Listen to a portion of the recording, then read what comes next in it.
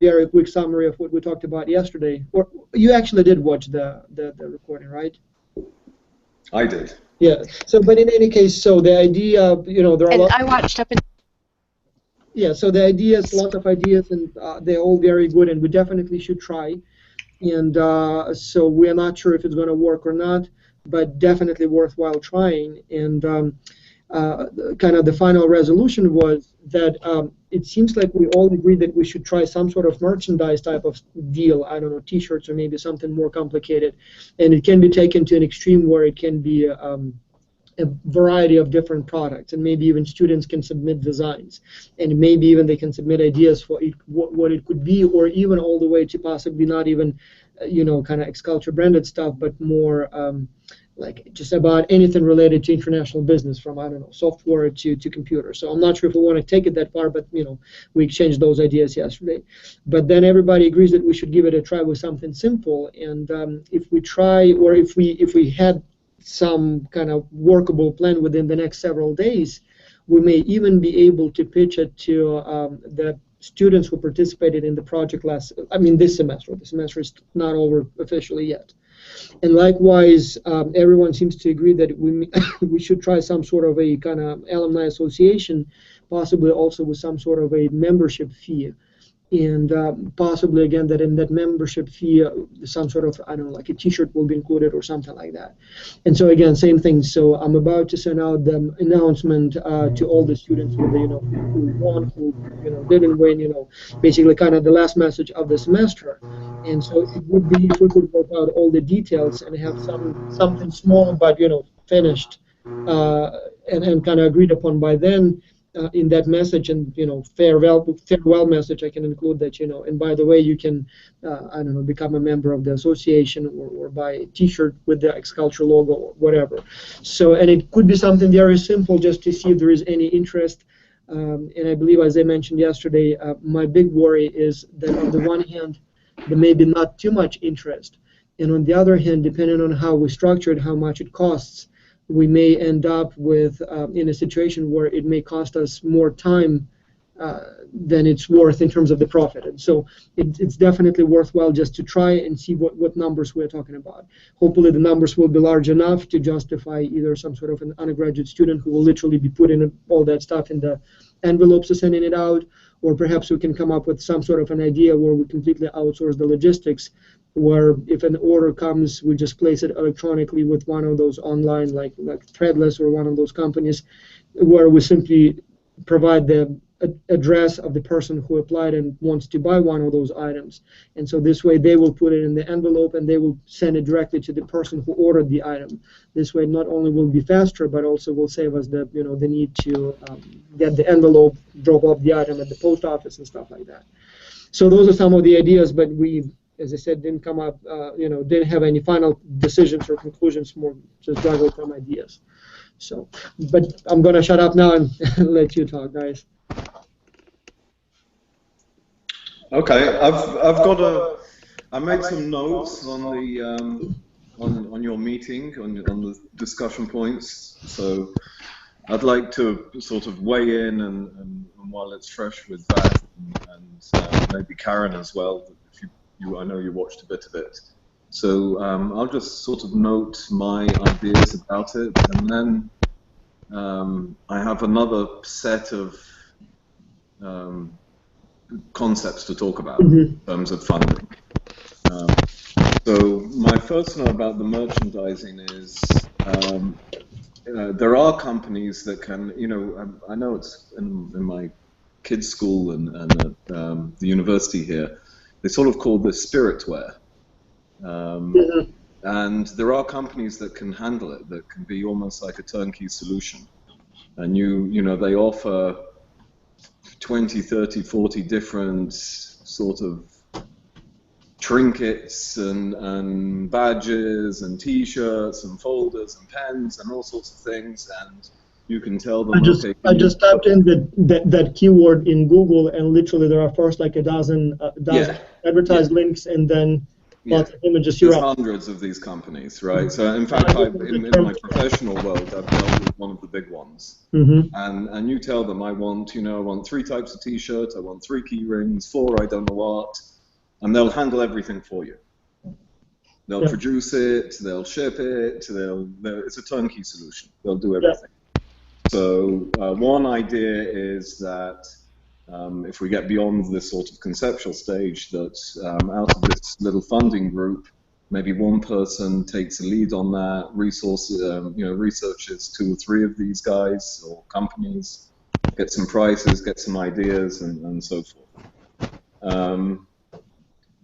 I also like that design idea competition, and I think that that could work in parallel as well, because it's a separate thing. But I think you guys talked a little bit about maybe opening it up to the students who were in this semester. And I sort of thought about, why not send out a blanket email to everyone who's been in X Culture? Right. No, that's for sure. Hey, we're doing this. We'd love to be in contact with you, and there's a competition, and the winner's going to come, be invited to the next year's conference or something, and it might be a way to re-engage all those. We have about 25,000 emails. There you go. Yeah. So the thing here is that I was trying about a semester ago to so recognizing that many of the students who participated in X Culture took part in the project because it was part of their course, and there is a good chance many of them don't want to be associated with it anymore. I sent out an email asking them to kind of subscribe to a mailing list in a sense. Okay. So as a result, about, if I remember correctly, in thousands, so it was like a couple of thousand people did subscribe and specifically in the list. There were probably another equal number or so of people who specifically said, no, I don't want to be emailed or contacted about anything. And then there were another like 10,000 people or so, or 15,000 who didn't even respond. Right. And then also we had quite a few where the emails expired, meaning that they probably used like university emails like .edu, and those just expired. Right. It seems like we still have, out of 25,000 or so emails, at least 20,000 are still active. And of those, at least a few thousand specifically requested to be in touch. So we definitely want to contact them all just with the current semester, so we have a total of about 4,000 names. Right. First of all, they still are all not only in the system, but still kind of waiting for one of our emails. And then on top of that, for them, it's still a fresh, Yeah. So I'm kind of trying to catch this group. With the other ones, it doesn't really matter if we contact them now or later. So whereas with this group, if we contact them now, it will be more kind of natural and organic than if we contact them in a few months. Okay. Or a few weeks. So that was my only concern. But yes, definitely we'll go retroactively back to anyone who potentially could be interested. Okay.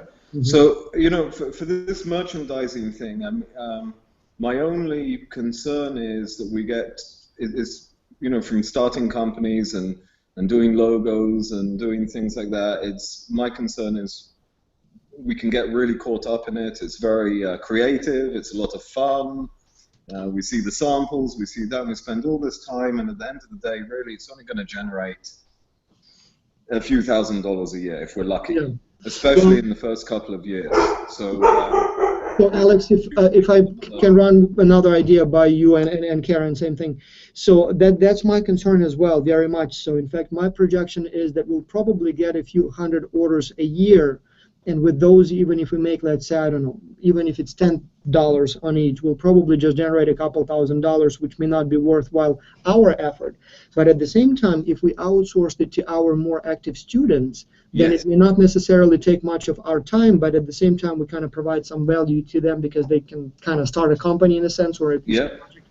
And at the same time, it seems to me there are some very like extremely strong and extremely motivated students. Like, for example, the guys who came to Savannah, like 4 or 5 of them, they've been emailing me literally every 5 days asking, so how can we stay in touch? You mentioned something about the Alumni Association. So it seems like for them, even if all the money we generate, let's say, for example, we only generate a couple $1,000s in the year, and then we decide to drop it. Even if we had to pay it all to them, at least, it didn't cost us anything. We tried it. somebody also tried it. So, but if it works, I mean, we can always, push it Oh, forward. I think it'll work. I think it'll work, and I think it's something we have to do. So I'm just talking more from a funding source in Right. terms of building this enterprise up to be able to stand on its own 2 feet and employ people, and I mean, it has to be done. It is part of the image. It's going to be part of the networking. It's going to be part of the marketing. So it's going to be done. It's going to be done. It's just a matter of we are, 4 or 5 in this group that have taken an interest in creating funding sources. So I would say, and I think there's 1 or 2 who seem to be really enthusiastic about it, like Anna, is, at this point to be pragmatic and say, okay, here's some ideas. Can you get a student, help you do some research on finding a turnkey company? Let's start with that. For a start, so that we just take off the top. We don't worry about it too much, and one of us take a lead on it as a project. Right, exactly. More like a mentor in a sense. Right, and then we see who can provide maybe student help, or who's got that capability, and hook them up with if it's me and Anna, or Anna and Liliana, or whoever it is, and do that, and then the rest of us start moving on to other things which are bigger. Yeah. And that brings me to the other things. So the other things that I've started to think about and talk about are, it might not happen before Christmas, but I've already talked to our local Chamber of Commerce, which obviously is, it's International Chamber of Commerce. And they're very excited about meeting me and having a presentation about X culture. And I've sold it to them hard. I mean, I've said, we do this, this, and this, and I think we can provide a lot of benefit to the local business community, especially from an international perspective. So my idea is I'd like to run with that specifically, because that's a way of getting in front of all these international companies. Right. And then build a sort of, maybe not a platform, but a pitch, a way to pitch it, and that everyone can take that, duplicate it, adjust it, and go to their local chambers of commerce. Right, exactly. That's where, because these chambers of commerce I know they're in every country. I mean, you can go to these, and that's a natural, that will be a natural place for us to go. What we need to go to them with, though, is with those sponsorship levels, with our fees, because I'm still adamant, personally, I'm adamant that the companies have to pay for this. And it might be nominal, but they have to pay something. So, we're going to give them something in return, and they should pay for it. So I want to be able to go to this meeting and say, these are, we look for sponsors, we look for participants, we look for, and so forth, and here is a different schedule of fees and what you'll get and all that sort of thing. So can we talk more about that now? I mean, because this is a very, that's where I believe on the one hand, the real opportunities lie in terms of the funding, because we may have to spend hours, if not hundreds of hours, to raise a few $1,000 via merchandising. Right. Whereas one client can easily sponsor us with that same amount, without us spending more than a few minutes on it.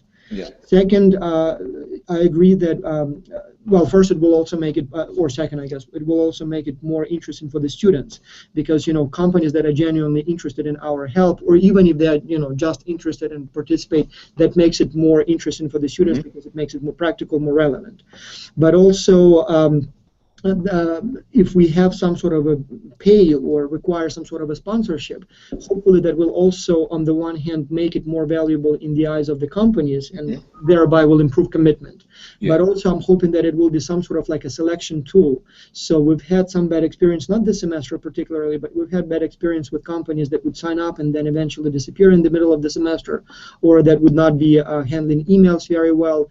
And I'm thinking if we had some sort of a pay system in place, even if it doesn't give us much funds, but if there are companies that are not serious enough and drop out once they see the fee, then it's better to lose them before they even subscribe than to have them, sign up for free and then, not deliver in the middle of the semester. So we can even use it as a selection, tool. The big question is, how do we arrange it? And so we tried a couple of things, and let me just give you a very brief historic kind of overview. And I'm extremely interested in your advice on how it should be organized. So first, we didn't raise the issue of money at all because we were interested in companies as much as they were interested in us, and it seemed like a good idea to work together, even if it doesn't bring us any cash. Then at some point, I put on the website that there is a fee, and I believe I actually put it at $4,000 kind of suggested fee. But then if it's too much for you, we can negotiate it down or up depending on the company size and and stuff. But then again, I've been very, very relaxed about it, so I kind of would mention about it, but then in most cases companies would say, I'm not sure, it's a lot, and I never pushed it, so we never got any money that way. Then last year, or last semester actually, this semester, so last time we started, I thought that instead of giving them a fixed fee, I thought maybe we can ask them to name their own price. And so here the idea is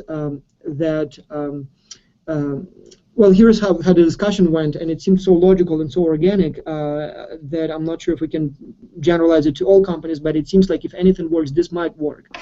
So what we did is I was talking to the company called 4C Air Consulting, so it's one of the partners this semester. And they had very specific questions. If you graded the reports for this semester already, you might have seen some of their reports.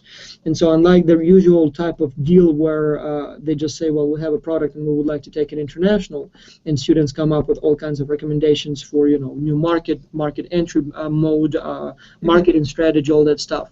Here they had kind of similar stuff, but they had much more specific questions. So they specialize in research in conflict zones. So like when the Red Cross, for example, gives some money to build, I don't know, a bridge somewhere in a war-torn country, then somebody needs to come there and see if it was useful or not. And so those are the guys who do it. So they would do the interviews, they would do the assessment. So that's kind of dangerous in a sense. And so, but the challenge they had was very specific. So they wanted ideas first, not ideas, information for first, who gives money and where that money goes. So they're particularly interested in Africa, but not necessarily.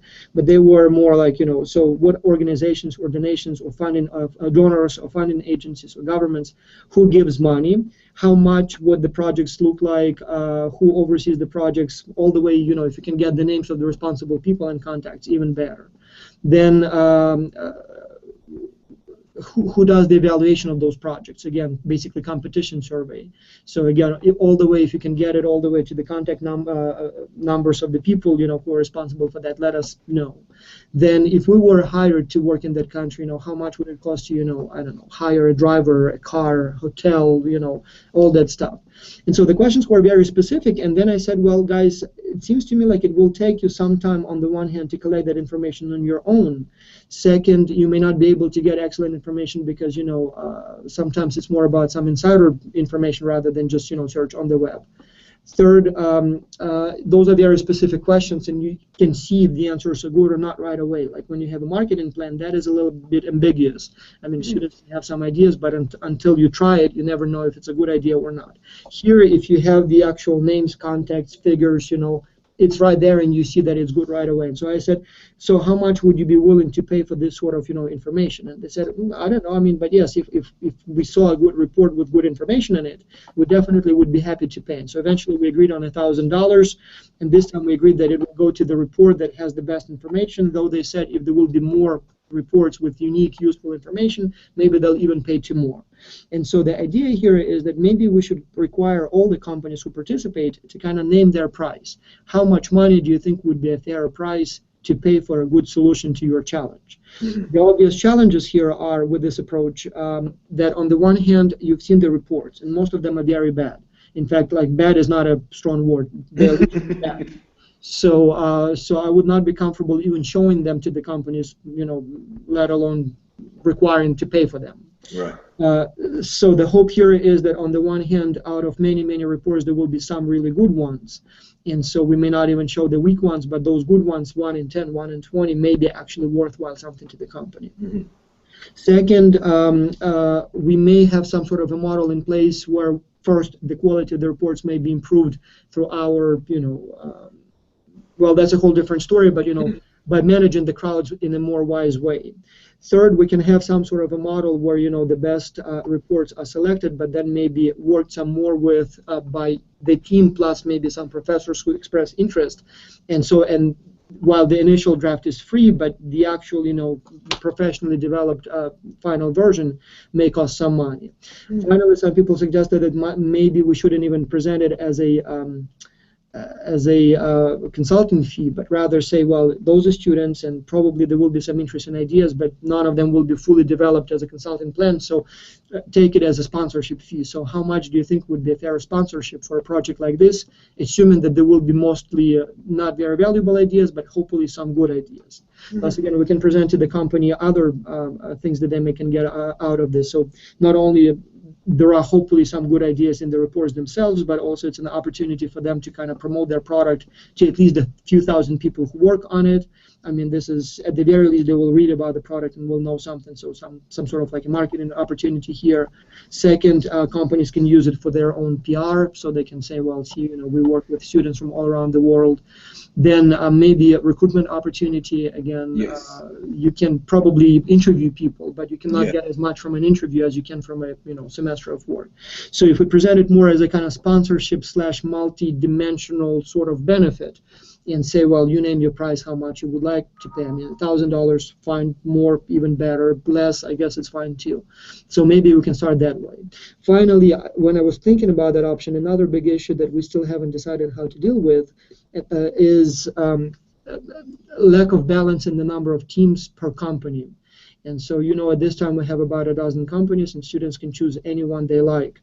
And so, unfortunately, in most cases, there is always a company that everybody loves, and not so many other companies that generate so much interest. And so we had that, for example, this semester, when in the early track, about 80% of the teams chose Milata Chocolate, and then when I excluded it from the late track, then everybody switched to Coffee Vignano. Again, like a huge portion, about 80% of all the teams. We have a large number of teams, so as a result, every single company had at least a few reports, but then some of them had only 2 or 3, some had a dozen. There were 3 or 4 companies that had a few dozen, and then everybody else chose Coffee Vignano, where it's like 300 or 350. And so I was thinking, if we had a model where they name their price, we can kind of, in a sense, warn them, saying that you might want to offer more to attract more students to your report. So this way, hopefully, it will be, on the one hand, an incentive to provide more money. On the other hand, when not many teams choose a particular company, there is kind of an excuse, well, maybe you should have offered more money. I'm not sure, again, if it's a good idea. I'm just throwing those ideas here. Right. Finally, last piece of information, I was talking to Peter Mengeson the other day, and he noticed something very interesting. Actually, he just sent me the report, but I haven't looked at it yet. He said that while the reports themselves may not be very valuable, like the individual 15, 20-page reports, the kind of meta-analysis of those reports may be hugely useful. He said, for example, he graded quite a few reports this semester already, and he noticed that while individual reports were weak, when you look at the kind of common themes across the reports, there are some very interesting findings. Like, for example, he was looking at Coffee Vignano, and he graded about 50 of those. And he said that one thing that struck him was that about 70% of the teams recommended Scandinavian countries as that market entry, like a market that is a promising market for this product. He was saying that while individually each of those reports is not very useful, but when you look at that fact that 70% of the teams recommend the same market, all of a sudden that meta information may be useful. Or, for example, he noticed many teams shared some ideas as to how it should be advertised. Again, none of them is fully developed, but once you see that a huge percentage say that you should be advertised in this way, there may be some value in that. And so perhaps, maybe we will say that, the price that you will be paying, that will include some sort of like a post-competition meta-analysis of the common themes, and then some sort of a report of reports or on reports. So maybe something of that kind. Plus, as I mentioned earlier, perhaps, choose the most interesting ideas and then have like a second round where maybe the team that came up with the idea teams up with more experienced professors. Yes. Actually develop a full, like real professional report, which will cost, extra or will be included in that initial prize or price that they will pay, so something like that. So, but anyway, what are your thoughts on that? How can we, on the one hand, present the idea that you should pay? And second, what would be the best model, where it's not disappointing for the company and at the same time generate some funds for us. So in terms of the payment, I think we can a multifaceted approach where one of the levels is the pay what you can level, but there are other levels which are specifically specified or tiered. So we could have say that a beginning bronze level, just for argument's sake, bronze levels, anything from 500 to 2,000, and it's pay what you can sort of thing. And we have a silver level, which is 3,000, and a gold level, which is 4, and a platinum, which is 5. Alex, if I may interrupt you one more time here. So there is a screen. Do you see my screen on that? Right? Yeah, I've seen that. Yeah. Yes. So I tried that as well, but nobody ever responded to that. So we kind of have. I was trying to list all the possible benefits that they may get, as well as you see, this is. It's good it's on the website, and I think we can adopt that, but we're going to have to, there's going to be personal selling involved in this. We have to go visit the companies and sell it. And we have to, I'm thinking of my situation here in Nashville. I'm pretty well connected. I could probably get into the top 10 companies here and get into senior management. And I'm pretty confident I'll get one to bite on something. And if that can be duplicated in 30 or 40 different locations around the world, I think now you're starting to see money. Plus, and that's just direct personal networks and things like that. The second thing is the things like the Chamber of Commerce or any international. We have another organization here. You guys might have heard of it, called Sister Cities. That's also that's an organization that's designed to pair cities around the world. So you'd have a sister city. So Nashville, we're sister cities with I think Dublin in Ireland, and somewhere in Argentina, and somewhere in Colombia, and somewhere in Australia, and somewhere. And we host events and we bring them in, and it's also a way for companies to get to know each other from those different countries. So, these international organizations are where we have to go. We have to go out there, either us as individuals, or our top grad students, or our teaching assistants, or whoever it might be, and we have to pitch and sell the product. So I think that's, that company thing is one avenue. Professional consulting is I think a really important and very positive thing to do. So I think taking that idea of pieces is excellent. We take this meta-analysis and wrap it into a professional level consulting project where, these companies will pay big money for that sort of thing. Yeah. So again, it's just packaging it. It's about packaging it and who's going to do the work. That's right. Alex, you're going to do the work. Thank you.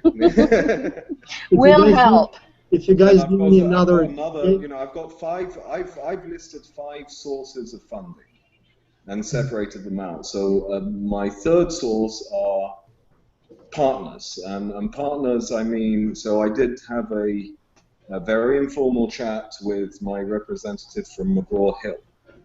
Oh, and perfect. I said, would you guys be interested in, do you have money to give? And she said, yes. She said, I have money at the local level, so I can get you money. And I also can go to McGraw-Hill Global or McGraw-Hill Corporate, and we can pitch it to them, and we can get you big money if you. So that's another. So the way I see it is, there's merchandise. Are you talking here about some sort of like we put their logo on our page? Yes. Promotion, yeah. Yeah. And the T-shirts. I'm thinking, hey, I start playing that off with Pearson, and I play it off with I don't know who, and they're going to be knocking on our door, not the other way around. But Alex, don't you think that they're going to want exclusivity? Do they want to have other publishing houses also in the same advertisement stage as there? And that's an excellent question and an obvious question. I think that it's something we explore and see what their feedback is. So I'm pretty sure they wouldn't want to see, the competitor next to them. But what are they willing to pay not to see their competitor? Right. And how long is the contract? And okay, you're going to give me $100K to put your logo on my website for 2 years, and then Pearson is going to be, done that. In 2 years' time, when that contract expires, I'm going to take it from you. And I'm thinking, I've had this semester, in fact this year, we've had Pearson and McGraw-Hill come, I mean, it's crazy, almost every week to sell us on their respective textbooks for international business. I and use they McGraw-Hill. will do anything. One thing they we are can even prepared to offer do them. anything to get the, One thing we can even offer them, like for example, the textbook I use is the Pearson one. Right. So they're actually very similar in reality. I mean, I have the maker books, but we can even say that the actual tasks will be kind of tailored towards a specific textbook, and so as long as the pay is right. I mean, at this time it's kind of tailored toward this one, but it fits the other ones as well. We may even add a little twist to and recommend that the professors, when they have a choice as to which international business. Exactly. Yeah. So I'm going to them, I'm going to McGraw-Hill and saying, hey, I've got 4,000 international business professors in my pocket that connected to X culture that I can sell your product to if you're willing to pay the right amount for it. Okay, so and again, I don't want to get into too many details now, but that's the third avenue. The fourth avenue are granting organizations, the Bill and Melinda Gates organization, Khan Academy. Facebook, because can I tell you, Facebook is the #1 source of communications for our students. And right now they're giving away a lot of money. And actually, Alex, you should be going after that right now because those funds are out there. They're available and nobody has reached out for them. The funds, I've seen it, I went out and I got funds for my local school, and what I realized is all these organizations and companies have a budget, and they have to spend it, right? If they don't spend it, they don't get it next year. Yeah, exactly. So they all have it. They all have charity capabilities. They all have donations. They all have corporate social responsibility stuff. They all have networking stuff. It's all there. It's just a matter of, I'm still thinking the big picture of what are those, I sort of divided it up into those 5 avenues of funding possibilities. Right. And I think, I was telling Vas I wanted to put a document, some sort of very basic document together, send it out to everyone, and then 1 or 2 people who sort of go into subcommittees and, someone takes the merchandising and just deal with it. Karen, are you on there? Karen, I don't know if Karen is there, but I think that we spoke while we were in Savannah, and I think Karen would really make a great candidate to lead the merchandising part. Right, and Anna was very interested in it. Anna was very interested, but remember that Anna is in Colombia, so we need somebody stateside. Well, there's Anna in Russia as well. Oh, yeah, and Anna was very interested in the actual design, which... did you tell them about Threaded or Thread? Yeah, we talked about that.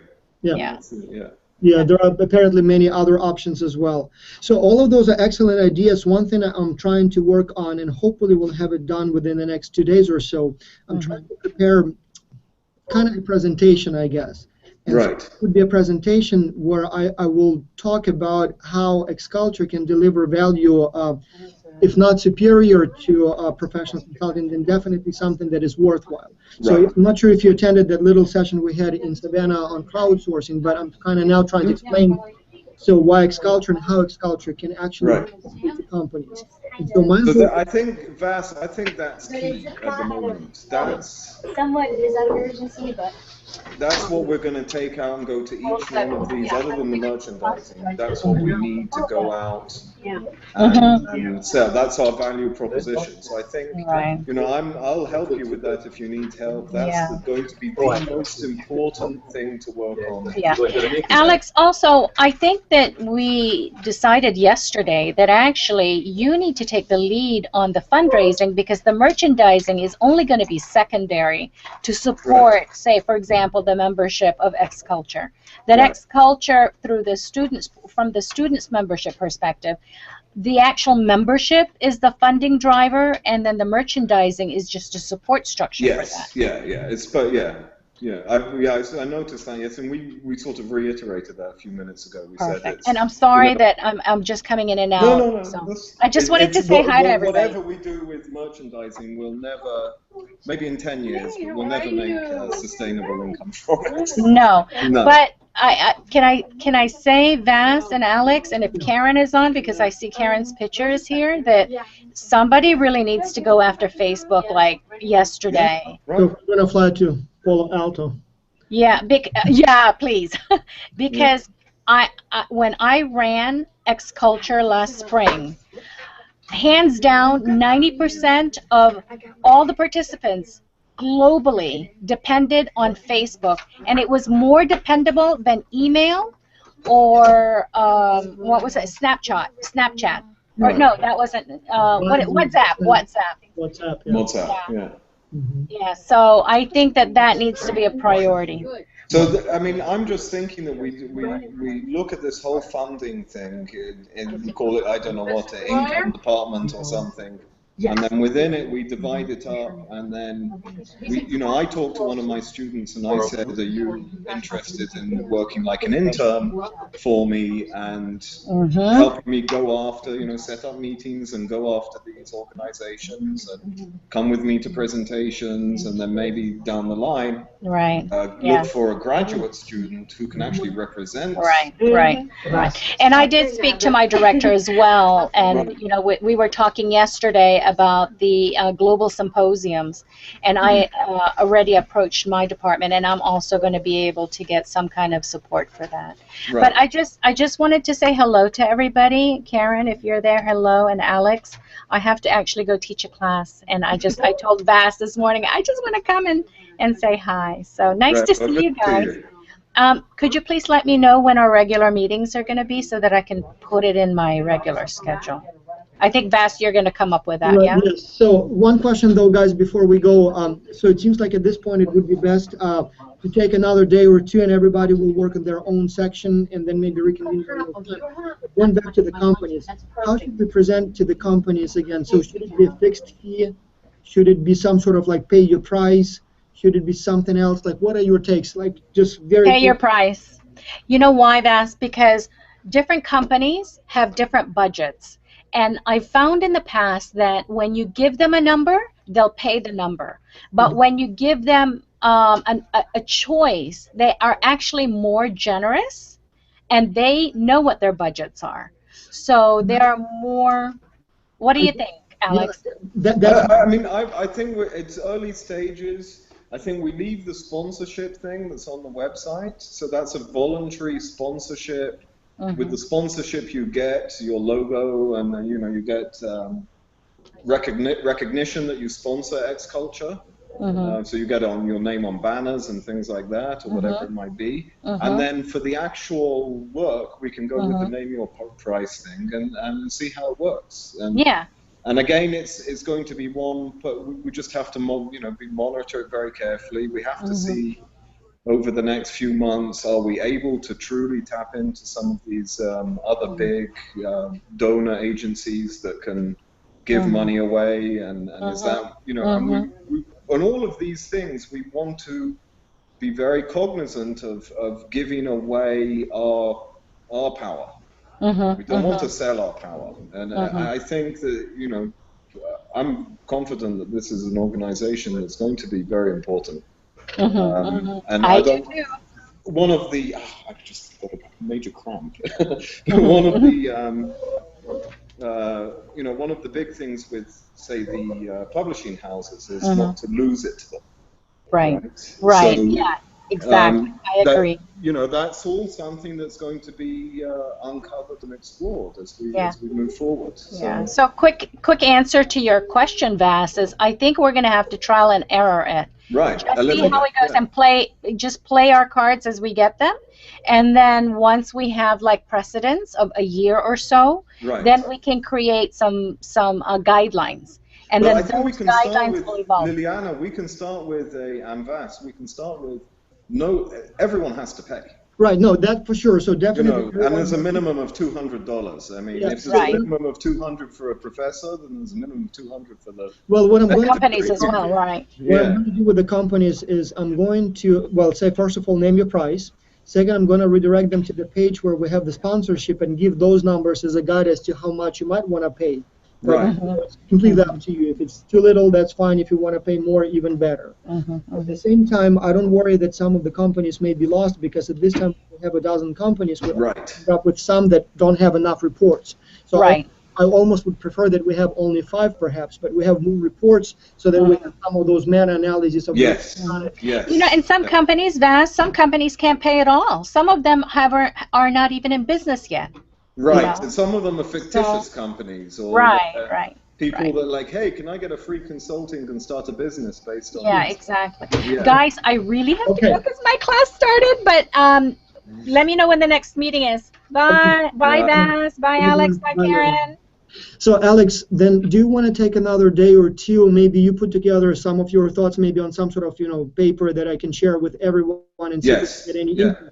And I would like, I already have the slides and everything for that presentation. I'm trying to put it like in 20 minutes or so, where I, on the one hand, explain to the instructors so that they know what we're trying to do. On the other hand, I'm hoping that it will become a basis Yes. for like a 3-minute or 5-minute short video presentation for businesses where they can see why there is a value in it. Right. And if you want to, at any stage you want to send that to me, and I'll look at it and then make some comments. Okay, and things, sure, yeah. then please do. Yeah. Well, my plan is to get it done by the end of the day today, but I'm guessing it will take me about an hour to produce, and so I will see how it goes with the grades and everything else. If I'm not going to get to this today, then probably tomorrow, definitely by the next week. And then I wanted to just drive it kind of, by the people who are more involved like you, and then maybe have it more kind of publicly shared, and then we'll see where it leads us. Okay. All right, thank you so much. Yeah, I'm not sure if Karen is still here because it seems like, I see her logo, but I don't know if she's there or, yeah. But anyway, thank you so much for finding the time. So let's then reconnect again in a few days Yeah. for the next round. All right. All right. Sounds good. All right. See